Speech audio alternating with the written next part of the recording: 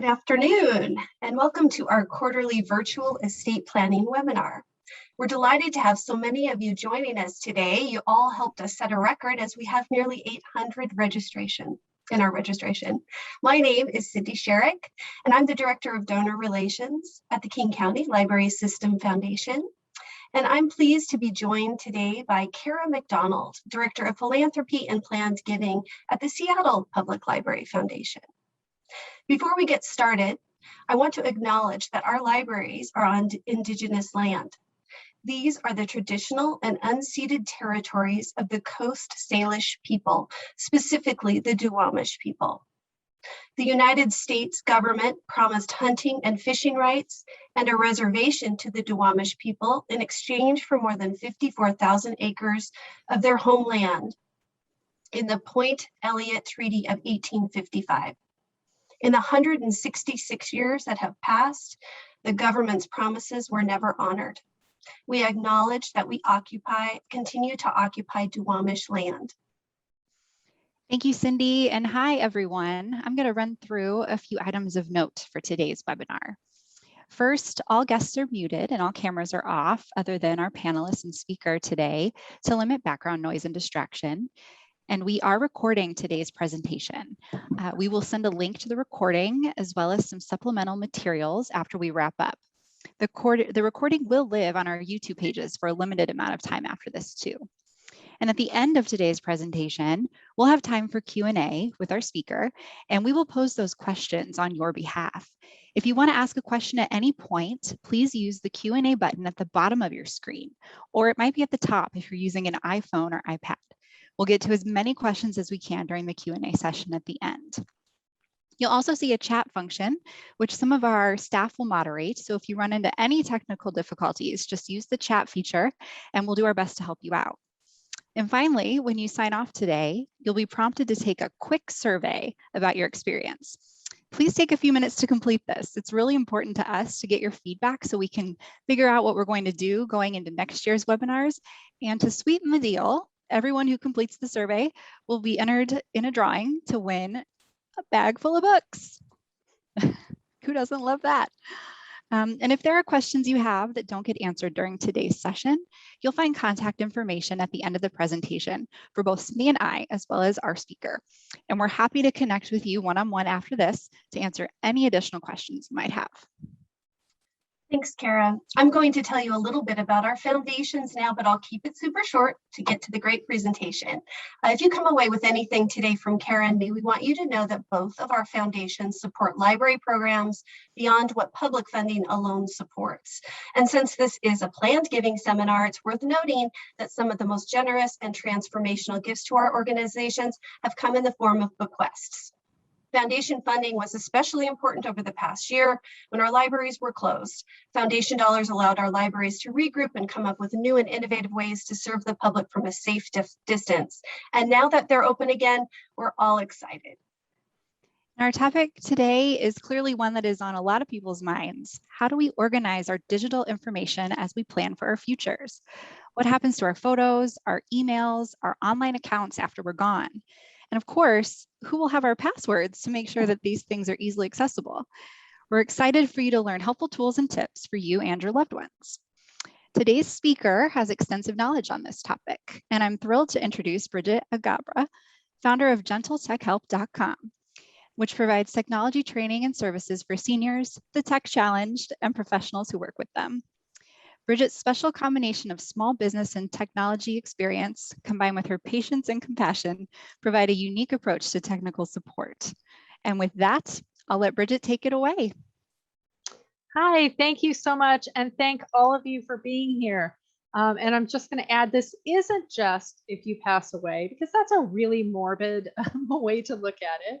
I think one other way that I like to look at it is if you take that great long vacation to the Bahamas or something like that, okay? Or in reality, sometimes it doesn't have to be something as dramatic as a death. None of us knows when we wake up and maybe someone's had a stroke, even a minor stroke that impairs memory, and now you can't get into that phone or that laptop that yesterday you just put in your 4 little numbers and you opened up your device. So this is really, in a sense, for everybody at every stage in your life.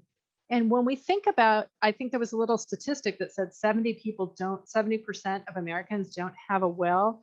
Well, a lot of times, even if somebody doesn't have a will, they've sat down and said, you're getting a car, and maybe there's like something on the bank accounts that say, this is the person who can come in and get the bank accounts. Let's just reinforce the idea. I am not a lawyer. None of this is legal advice. But many times people have that level of things handled, right? But this is more in the level of somebody who has to step right in and keep our digital lives going. This is the first generation that has digital assets and obligations, not just sort of a house, a car, and mail that comes in a mailbox, right? It's not just, oh, I can get a neighbor to go over and feed the cat and water the plants and pick up the mail, until somebody flies in from out of state and starts dealing with the house, right? People need to step in immediately and get things handled, right? Whether or not someone has died, whether or not someone has had a stroke. I have a client who they were on vacation, husband has Parkinson's, on vacation, and he falls and is never been able to return home. He's the one who handled all of the digital lives, all of the payments. And many times that's the kind of situation I enter into clients' situation, their lives with. I come in when somebody has passed. I come in when the person who has been dealing with the technology can't deal anymore. And now we're in a sad emotional space and trying to pick through Post-it notes. How many people, I know if we've got almost 800 people, there are more than 100 people with Post-it notes right now, all over your computer screen with passwords. Let me tell you, that is not fun to try and go through literally 5 years worth of Netflix passwords, right, to find these things. So we want to give our family members or whoever is going to be working with our digital assets the tools to be able to step in, maybe even remotely. Maybe you've got family across the country. Maybe one person's feeding the cat and one person's handling the digital stuff. We want to be able to give the people tools so that we are not like burdened in this emotional space and then trying to be like hackers hacking into these accounts, right? To try, like, how do we get the Netflix account? So we're going to let you know, we're going to go through this fast. This is a lot of information to cover in an hour. You're going to get a copy of all the slides. It's going to be a PDF. Don't print it. It's full of, it'll be like, it's very colorful. So you'll be able to see all my notes. Lots of information. I want to leave lots of room for questions. And let's get going. So when we create an emergency digital access plan, there are several things we have to balance. All right. What we have to balance is security, right? Having big, solid passwords that are crazy in length and that are locked down. And the fact that somebody actually still needs to be able to get in and work with their accounts, and maybe they can't deal with something that's so big. Also, if you are working with a family member instead of yourself and you want to get their digital affairs in order, you know what? There is a concern about privacy. Not everybody wants to hand over all of their ability to get into everything right away, even to a family member they love. So there's a balance between security, accessibility, and this kind of dignity and privacy that we'll be talking about as we go through this. All right. When we are creating, my approach to creating an emergency digital access plan has 3 steps, just 3 steps. So easy, just like Marie Kondo said, so easy. Just dump all your clothes in the living room and go through each one. It's just as easy as clearing out all the way to the back of the garage. But you don't. I'm going to give you the 3 steps and I'll tell you sort of in a hierarchy, what is the most important thing for you to do? Because really, are we ever going to get to the back of the garage? Probably. All right, so first step is going to be pretty simple. Gathering the digital assets. We're going to have to identify what's a digital asset. What is an account? Accounts, passwords. We're going to gather them. Then we have to figure out some way to secure them. I will talk to you about what the cloud options are. The cloud for saving those things locally. And last will be notifying the agents, notifying the people who will be dealing with this. Okay. And as we go through this, there is not one way that works for everyone, just like everything else in life, right? Everybody has a different comfort level with technology, We have certainly lots of people in the greater Puget Sound area who are creating this technology, right? Who it's like just a native language to be able to do everything digitally. And you know what? There's somebody who's maybe 94 and who has just about learned enough software that they ever want to use in their life, and they don't need to learn another piece of software in order to hold on to their passwords. Thank you very much. There are ways that they can approach things safely too. So there's a balance. There's not like you must do it this way. The balance of those things we talked about earlier. And I'm going to be going really fast here. Okay, the first step is the gathering.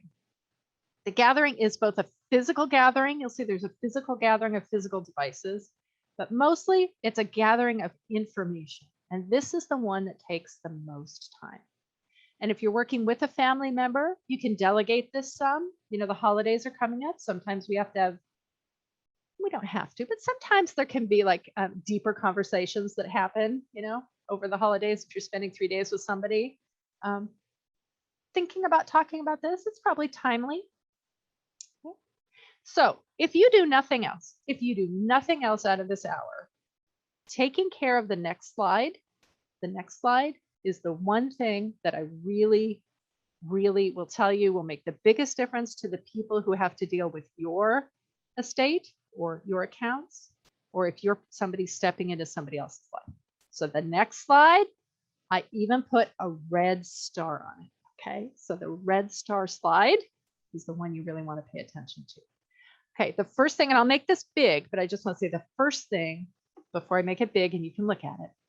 When we talk about gathering passwords, accounts, usernames, something that is often forgotten is those security questions. And I can't even tell you how many times I'm sitting with a widow who is trying to remember what her husband's best friend in high school might have been. Was it Roger?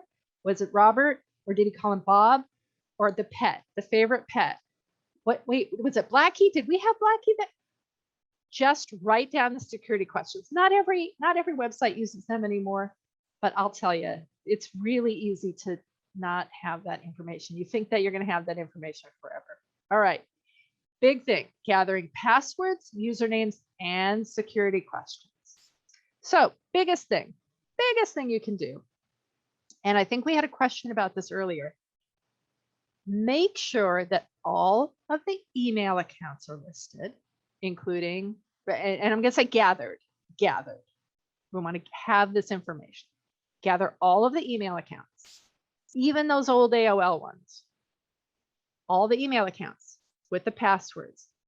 And if you can identify which ones are the password resolution emails. Now, what does that mean? It means when you go to a website and you go to log in and you forget the password and you try 3 times and it says, we're going, you need to click forget password and we'll let you reset it. Sometimes people have they signed up with some old email. Oftentimes it's AOL, maybe it's an old Hotmail account, maybe it's something they've used for junk mail, but boy, oh boy, we need to get at that. So if we need to reset a password, we need to know which email it's going to. And I encourage everyone to think about beginning to not have 6 emails, by the way. So I have a client who didn't realize that her Apple ID is the entire relationship with Apple, and put her junk email address for her Apple ID. And she has a Mac and an iPhone. That's not a good thing. Don't use your junk email address. But if you do, make sure it's all listed somewhere and keep that password updated. The second most important thing is the Apple, Google, and Microsoft accounts. And I'll explain what those are in a minute because you might not know you have them. In addition to those accounts, the little pin that you use to open the device, the pin that you use to open your phone, to open your laptop, to open your computer, put that down as well as the account information. I'm going to show my face here for a minute. So you go, I don't have a Google account, but I just have my Gmail.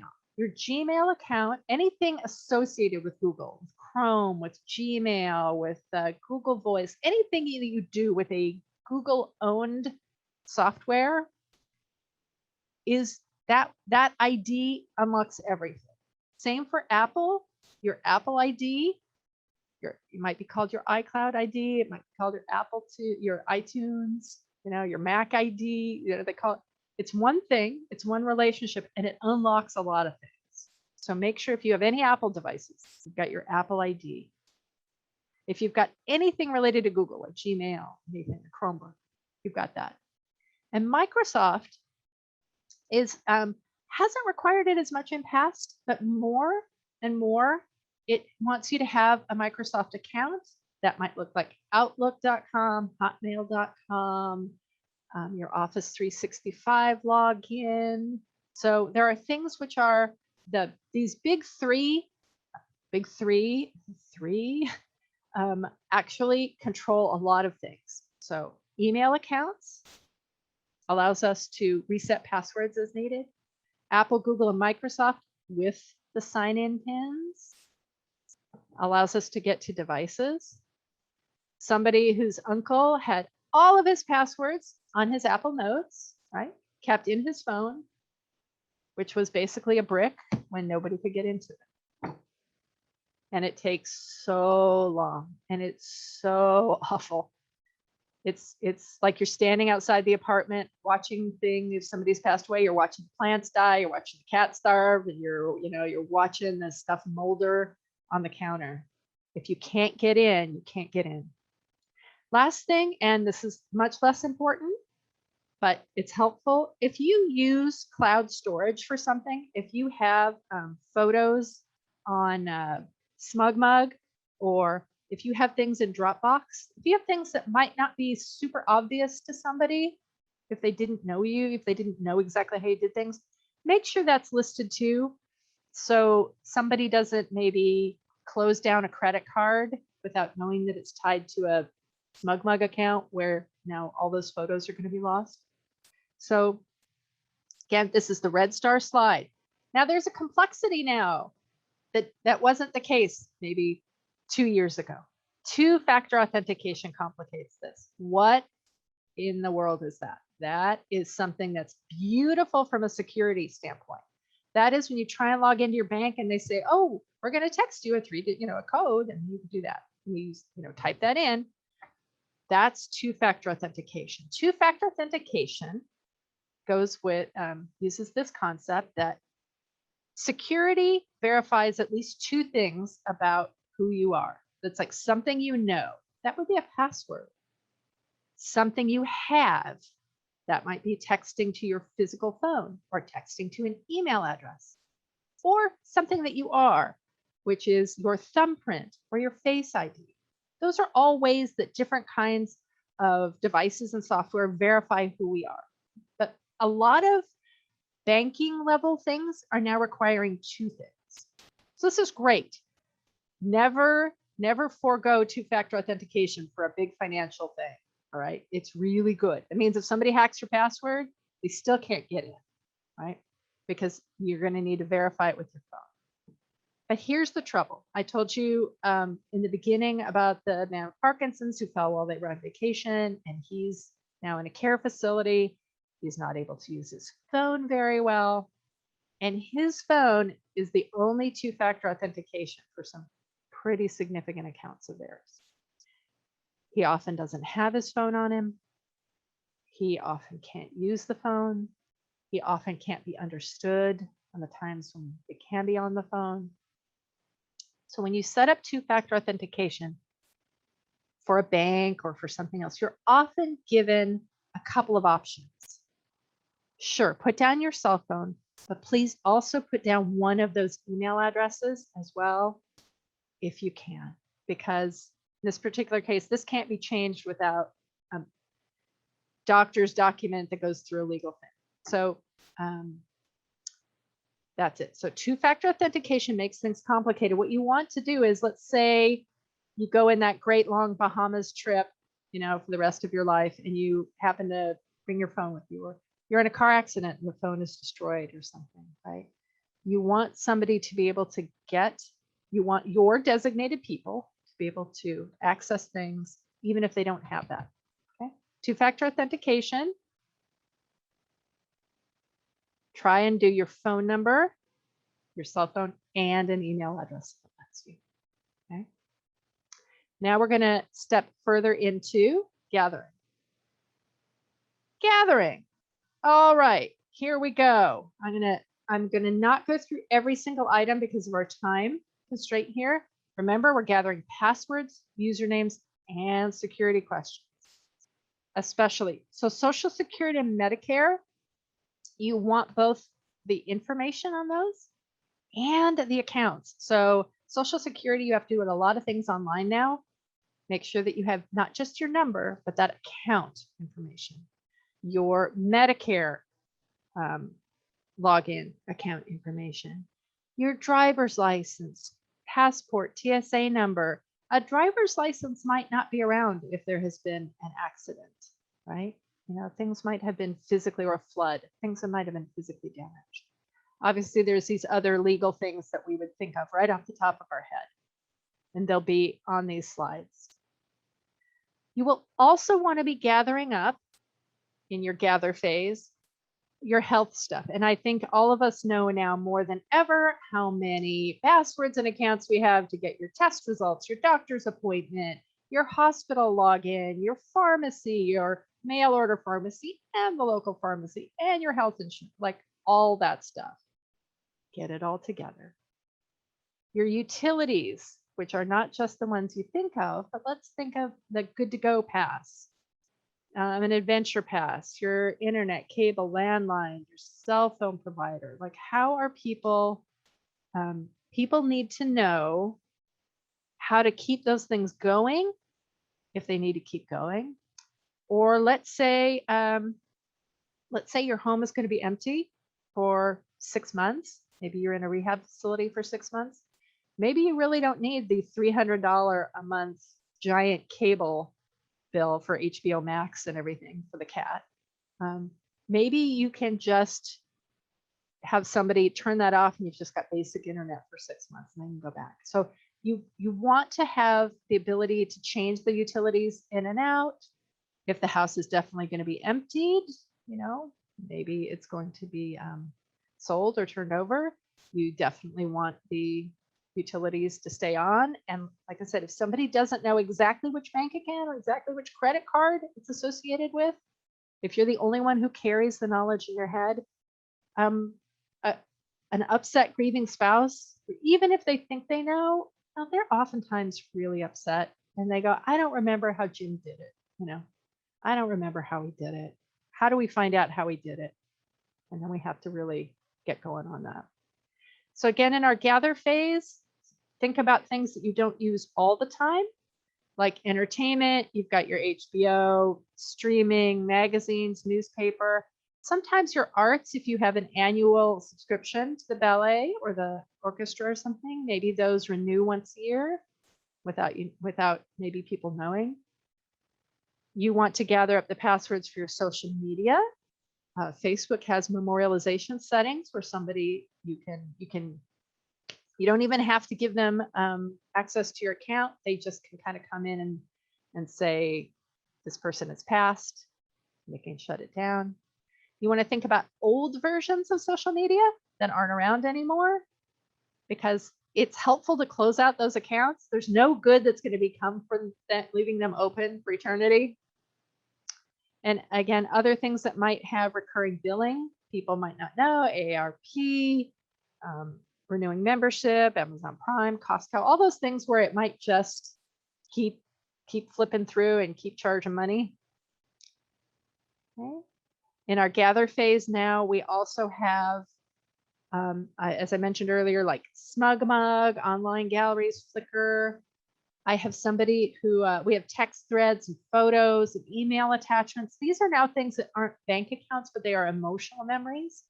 I have somebody whose husband passed away, and when I came in, she said, somebody sent me this video from his last birthday, and I don't know how to go in and get that, and I don't know how to find it. It was in an email. So beginning to gather those things out of email is important. And then if you have other documents on your computer or things that are downloaded or things that are kept somewhere, gathering all that together. And now we get into the physical items.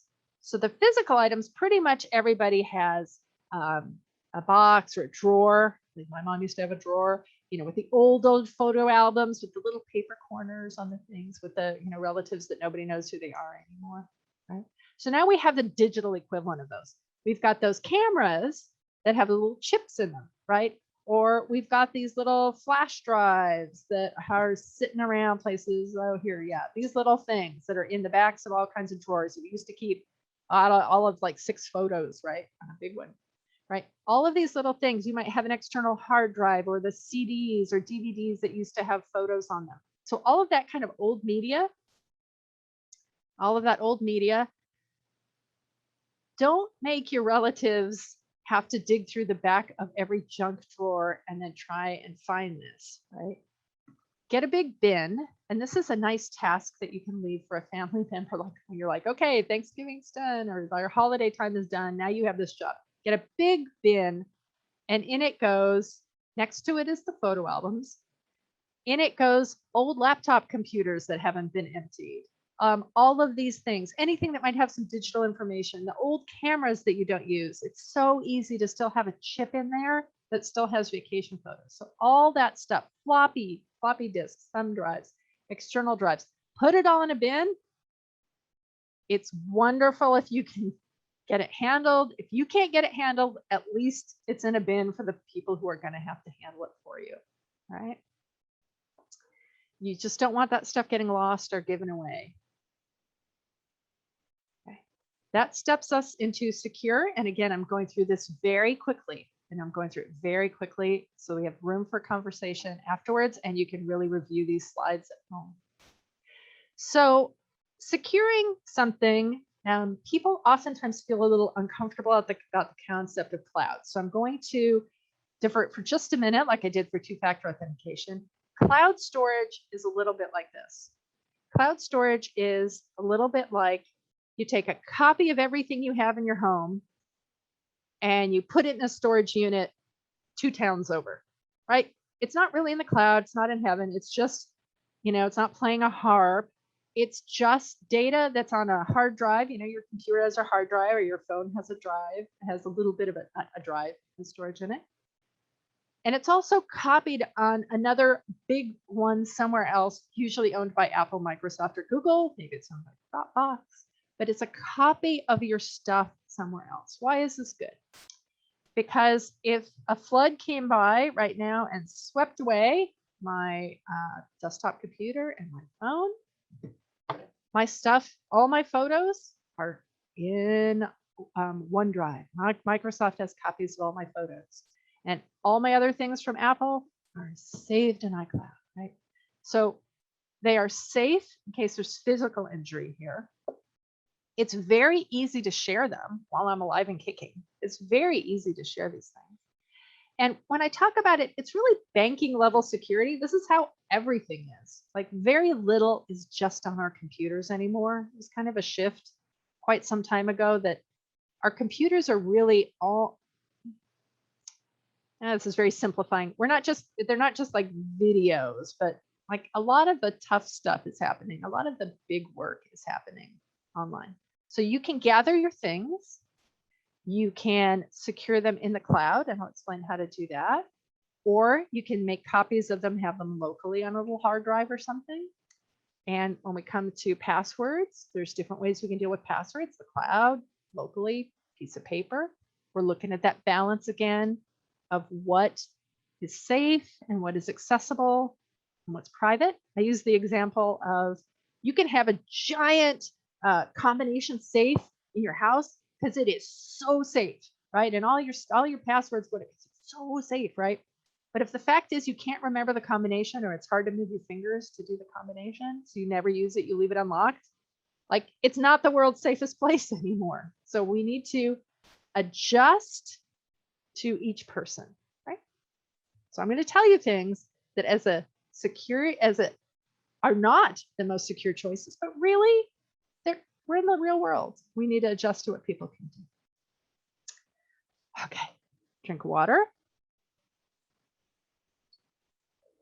We're in the securing phase. Now we have gathered everything. It's taken a long time. I think that the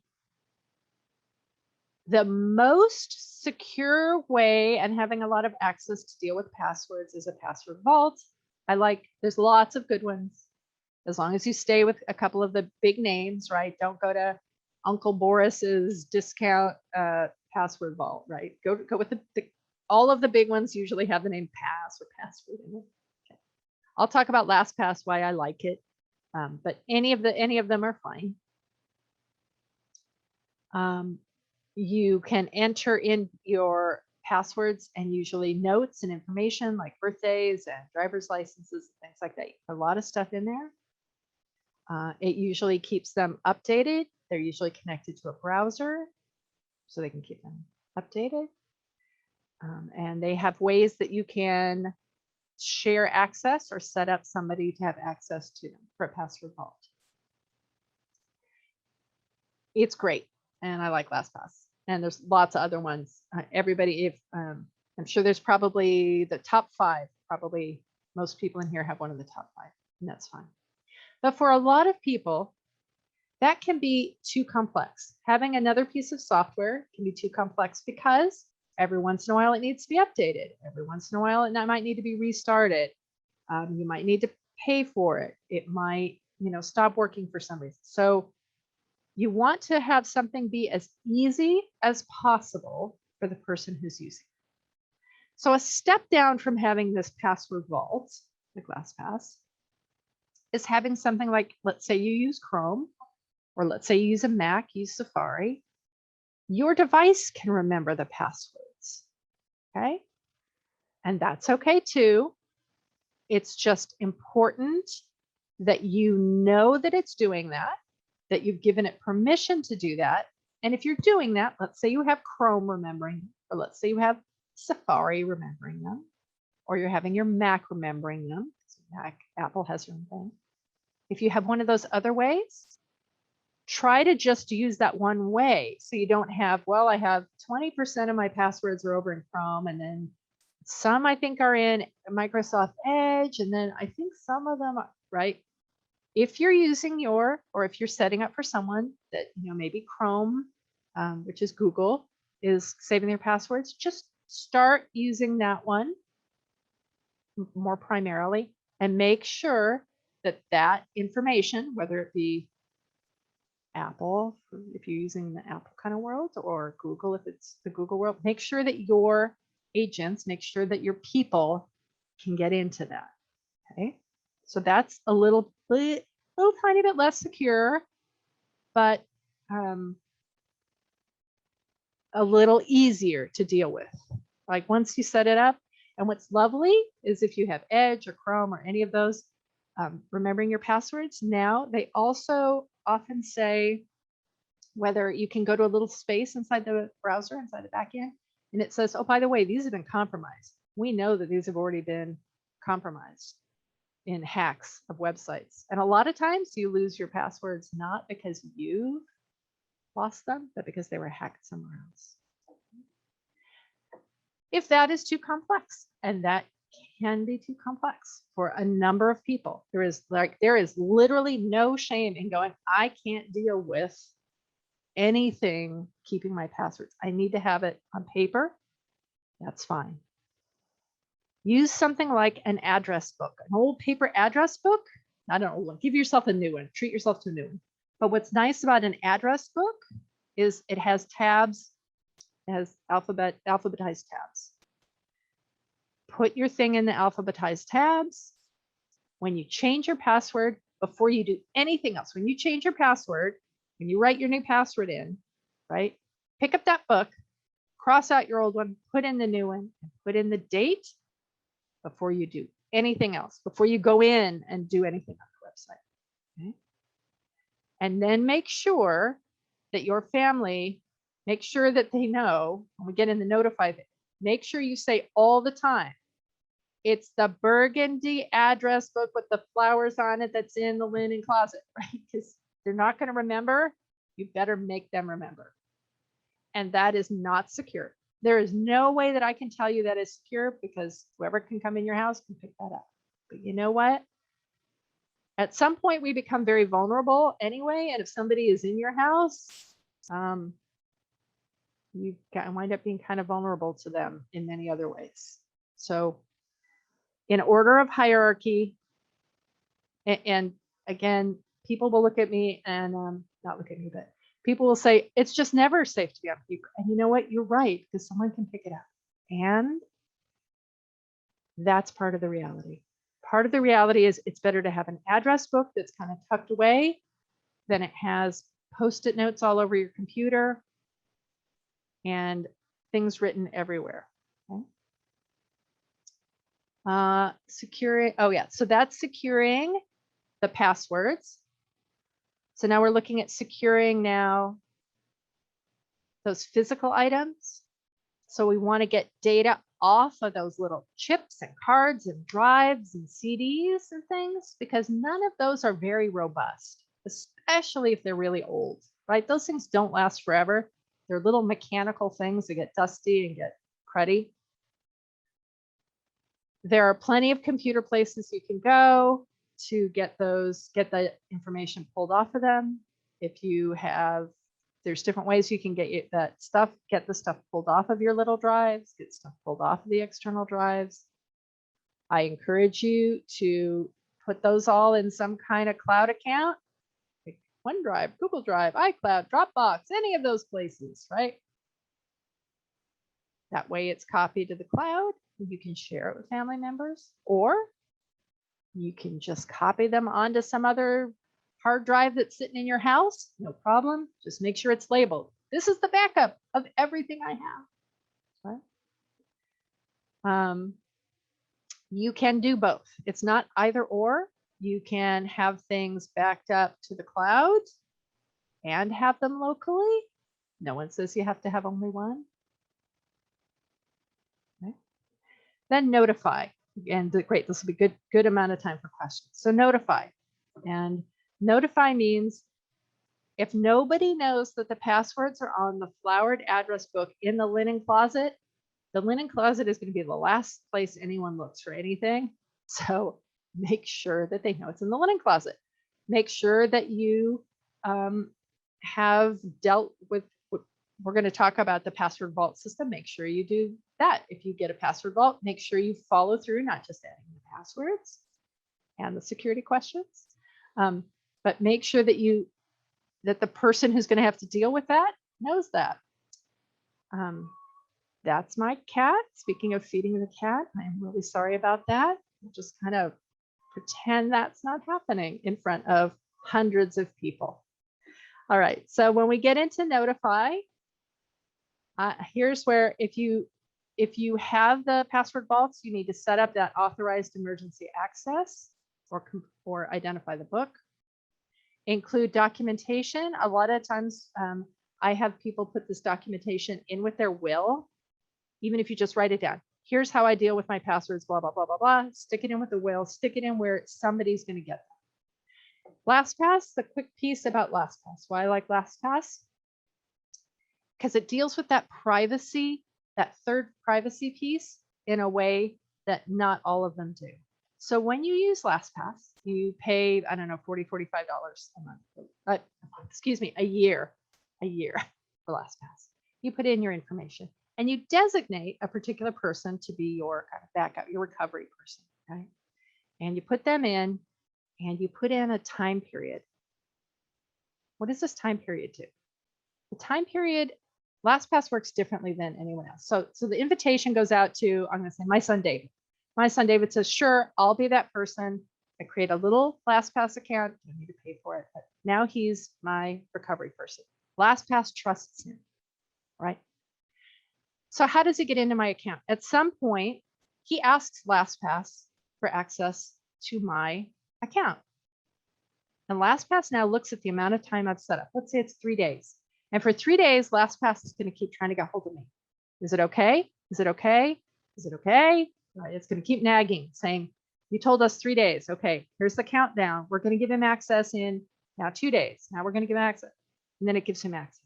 So some people like that sense of privacy, that somebody can't just like step in and immediately get into all of their accounts. You can set up this period of time, this buffer, waiting time, and that gives people a better sense of privacy. And sometimes people have a fairly complex relationship with family members, and they really want there to be a buffer there. Mine is set up immediately, but I have worked with people with all kinds of different situations. So that's what I like about LastPass in terms of what they do, because it's remote access, but it includes privacy. Whoo! That is the fastest possible way I could go through that topic. Yes, thank you, Cindy, Kara. And we are ready to go now with questions. And I'm going to let you moderate the questions and comments. A lot of questions, So, I bet.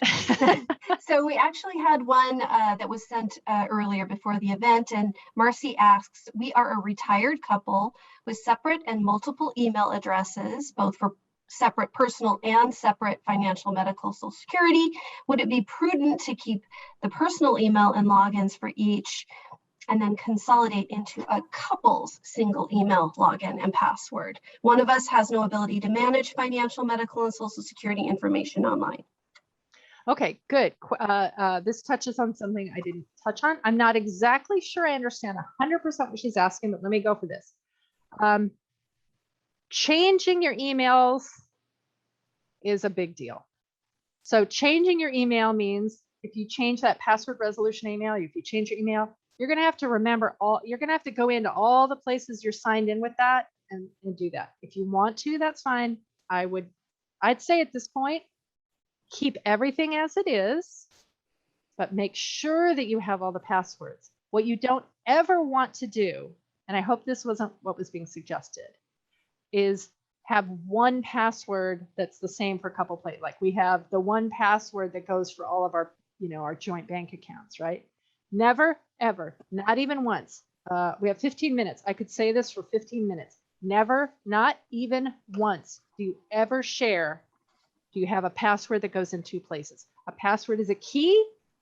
And I have somebody, oh my God, it is so sad. I mean, it would bring tears to your eyes. If you have one key in your life, and that key is the front door to your house, it's your car, it's also opens the box to your retirement savings, it also opens the box to your checking account, and you're walking through a town where people are trying to pickpocket you, that's what passwords are. Everybody wants those passwords. And if you have the password that's like Nana1, and all of your accounts are Nana1, and one, it's not you, one place is hacked and gets your Nana1 password, they have just had a key to every place.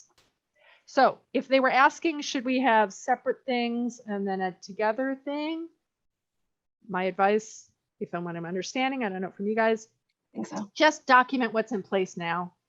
That's it. And make sure that there's somebody who can step in to help that person who is a little less able to handle the things. Kind of set that up now so that person knows here's where stuff is. Okay? Thank you. Mm-hmm. Thank you. We have a couple questions about using email for two-factor authentication. Mm-hmm. A couple of people had questions about whether that was actually secure because email can be hacked or laptops could be stolen. Do you have any advice around that topic? Yes. Remember that the thing with the balancing rocks, right? Two-factor authentication, there's authenticator devices, right? There's authenticator, like I can just put a thing on my phone, and the only way you could get into my account is if you physically have my phone and physically, that's fine. It's very hard. It's also very hard for someone to be able to step into that, right? So yes, it's way better security. Yes, it's also very, very hard for somebody to be able to step in. People can hack into email. They can, people can. So it's that balance, balance, balance. It could be that you just, the stuff that's huge, right? Your big stuff. Maybe your big stuff is just, nobody touches that. There's no way anybody can touch that, right? Except lawyers. Then maybe your Netflix account doesn't have that, right? So it's that balance, balance, balance, balance, balance, balance. Got it. Thank you. Let's see here. Does it make sense to have or use more than one cloud storage platform? iCloud, Google, Dropbox. Does it make sense? In the context, I'm trying to keep it in the context of what we're doing now. I guess I'm agnostic about that. You might have an iPhone that keeps stuff on the cloud, and you might have your Office, you might have a PC where you're using Office products and it does that. And in terms of advice, it's out of scope for this talk for me to say that. But what I will say is whatever you use, make sure all the information is there. Make sure that nobody thinks, oh, we've got mom's OneDrive account. That's it, you know? Yeah, okay. Thank you. Another question here from Deanna. Opinion on anti-hacking prevention by companies offering cloud and password managers, non-financial institutions, because hacking happens to financial institutions. I'm not sure if I follow. Is that like LastPass or is that what? Can you read it again? Opinion on anti-hacking prevention by companies offering cloud and password managers. Do you have an opinion on anti-hacking prevention? I think if it's cloud and password managers, I think I already kind of said that in the, okay. I call it password vaults. Got it. Almost all of the, or we could just, there's a whole other topic of digital security, right? A lot of the devices are making the devices themselves come with more security. You remember, I don't know how old everybody is in here, but PCs used to come with nothing on them. And boy, you plugged them into the wall using a wire, right? Mm-hmm. You plugged it into the wall and immediately the entire world was jumping into your computer and doing all kinds of terrible things. So now all of them, Macs, PCs, they come with a whole bunch of stuff already doing that. So everybody should have the appropriate level of antivirus software, bearing in mind whatever device it is and whatever thing you're doing. And Password Vault is good if it works for your tech comfort level.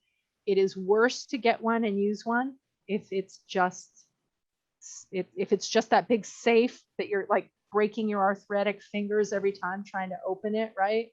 Mm-hmm. So use what's right for you. We had a series, yeah, I do. We have a series of questions about LastPass. Let's see. Judy wanted to know what the relative danger of LastPass being hacked. Dee wanted to know if you could give us some additional options to LastPass, other top vaults. And Patsy is asking if having the free version of LastPass is okay. Okay, last one is the easiest one, so I'll answer that one first. The free version of LastPass is fine, but it doesn't give you that ability to have the remote recovery piece. That's the paid one. That comes with the paid one. As far as others, I don't have that prepped other than there are,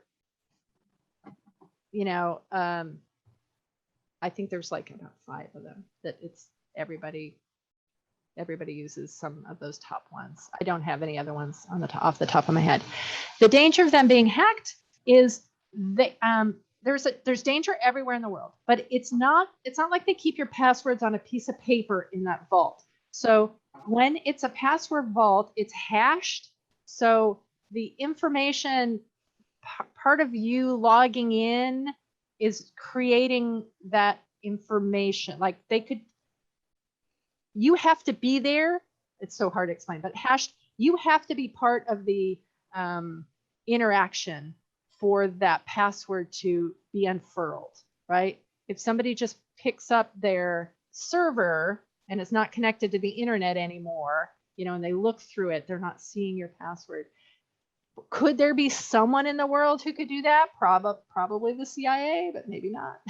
Right? It's our banks. It's the same level of security that our banks use. So it's banking level, and that's with kind of all of them, not just. I don't get paid by LastPass. It's just all of them.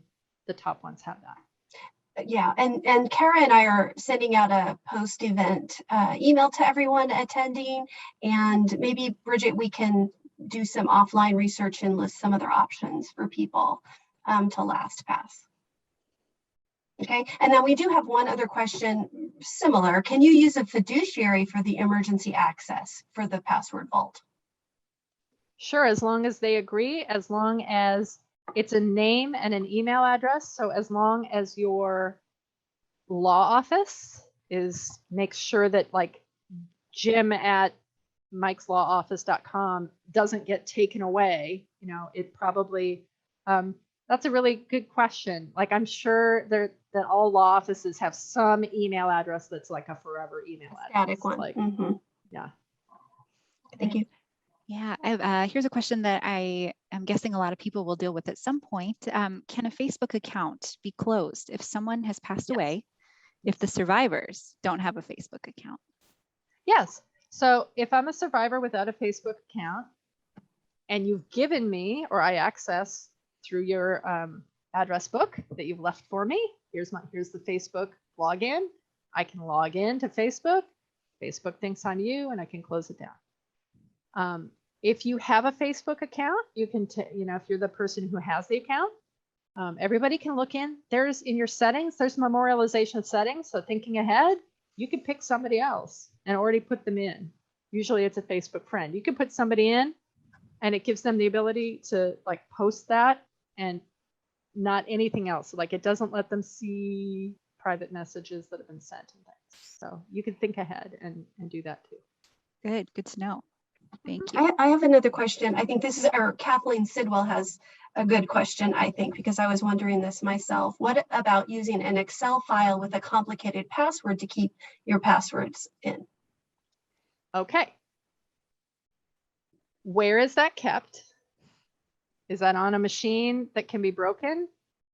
How are you conveying that password to somebody else and making sure that someone can get to, that's fine. You have an Excel thing. Somebody's got to be able to get to that. Do they have to be physically at your machine sitting there? Do they have to know that password? Do they have to get into the machine and have that password? If that's the case and that person knows it, that's fine. That's not going to help if somebody's across the country, and wants to work with your Netflix account. So that's fine. But if that's the only place it lives is on your hard drive and your PC, and what takes you off is a flood or a fire, then all of those things are gone. So not a problem, as long as they're copied somewhere or somebody else can somehow find the access to it. And it's one of those things that can become complicated when you yourself begin to have cognitive issues, and everybody does, whether or not you have a stroke, no matter your age, everybody begins to have some cognitive issues. So having some tools in place, don't just have that complicated password remembered in your head. Yeah, and it can be stored on OneDrive. You can have that Excel document stored on the cloud somewhere, anywhere. Yeah. Okay. This will have to be our last question as we are running out of time, but there have been a few variations of this. And what do you do when you can't access somebody's list of passwords or you don't have one? How do you access a phone or a computer or other account when the person is deceased and you just don't have any way to get that information? Sometimes you can't, and then everything is gone. So sometimes you can't. I have somebody who was not deceased, but she lost the ability to access anything having to do with her iCloud account. And so she just lost everything that was there.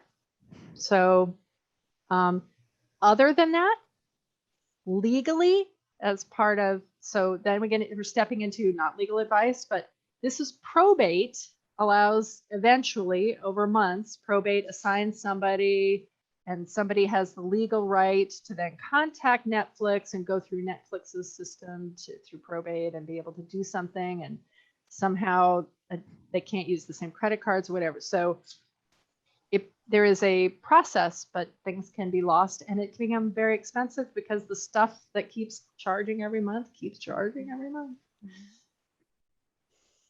And we only have 5 minutes, so.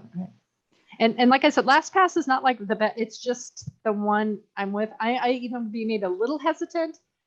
I don't know any other ones. So if we could put down here the top 5 selling ones, but I know Sure. about that. Do you know what I mean? Yeah, absolutely.